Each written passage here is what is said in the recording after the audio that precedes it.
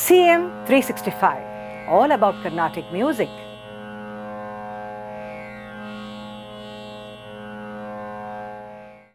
The Raga Mudra is another interesting feature of Carnatic compositions, where we see that the name of the Raga of the composition gets incorporated within the composition itself.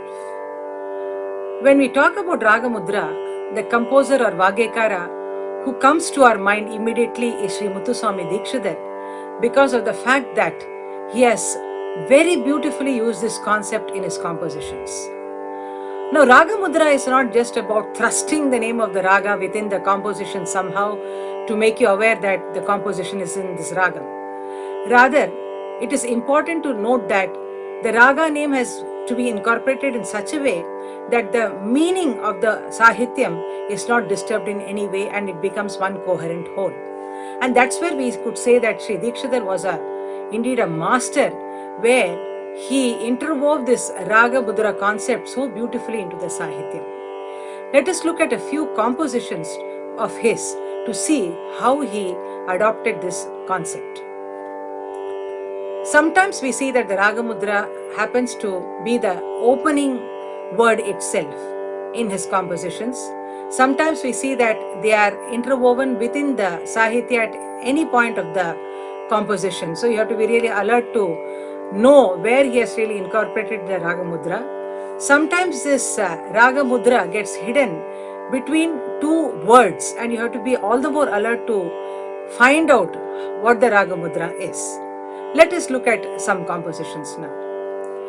Kalavati Kamalasana Yuvati. Kalavati is the name of the Ragam, and he has incorporated that Raga Mudra in the opening word itself. Another example we could take is Varali Veni Mamava, where the Raga Mudra Varali has come. Or Bhairavi Prasangam Kuru Guhantarangam Prithivilingam. The Ragam Bhairavi comes in the composition Chintayama Kandamula Kandam.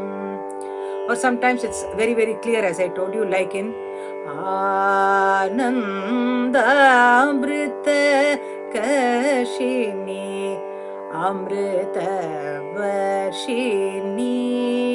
So you know the Raga Mudra here is Amrita Varshini. Or Rama Manohari Rake Dushekari.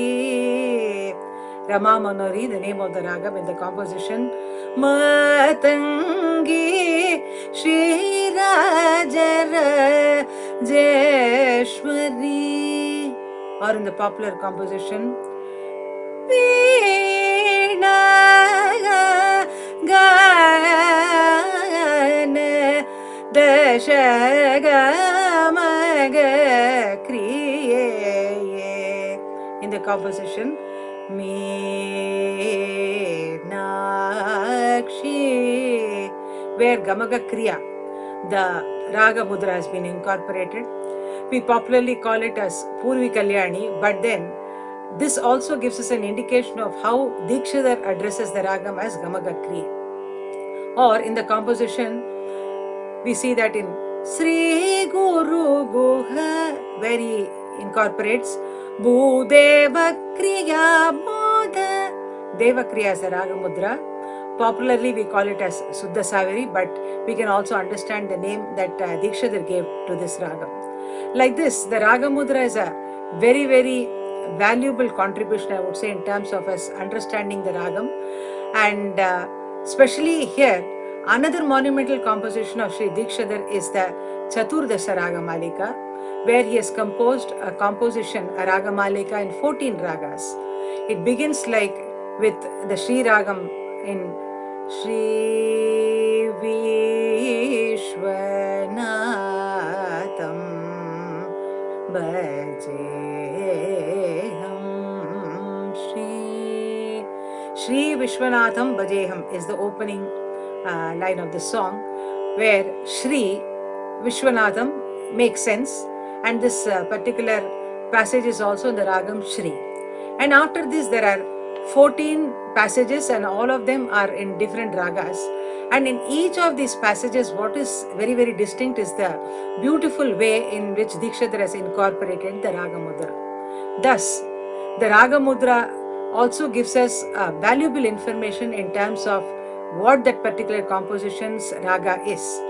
And historically also this holds very great value in terms of us not distorting the composition's ragam, because we know that already the name of the ragam is there in that particular composition, and that way this helps to preserve the raga of that composition, the characteristics of this raga of the composition intact also. So the Raga Mudra serves multiple ways. It serves many purposes in the sense that it also helps us as rasikas to understand what ragam a particular composition is in. If you do not know the ragam name, it is inherently there in the composition itself. So if you look out keenly, you can definitely get to identify it. CM 365, all about Carnatic music.